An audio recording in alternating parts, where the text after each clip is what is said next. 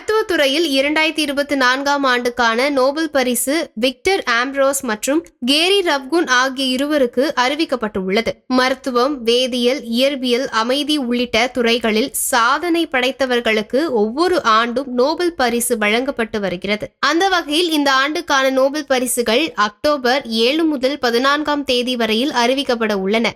இந்நிலையில் இன்று மருத்துவத்துக்கான நோபல் பரிசு அறிவிக்கப்பட்டது. இதில் விக்டர் ஆம்ப்ரோஸ் மற்றும் கேரி ரவ்குன் ஆகிய இருவருக்கும் மருத்துவத்துக்கான நோபல் பரிசு வழங்கப்படுவதாக Royal Swedish Academy of Sciences அமைப்பு அறிவித்திருக்கிறது.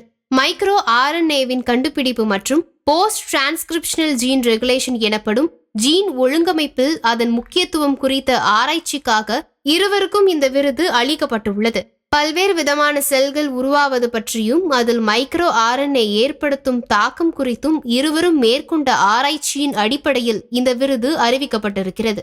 1953இல் அமெரிக்காவில் பிறந்த ஆம்ப்ரோஸ் தற்போது யூனிவர்சிட்டி ஆஃப் மெசச்சூசெட்ஸ் மெடிக்கல் ஸ்கூலில் பேராசிரியராக பணியாற்றி வருகிறார். அமெரிக்காவின் கலிபோர்னியாவில் 1952இல் பிறந்த ரவ்குன் மரபியல் துறையில் பேராசிரியராக உள்ளார்.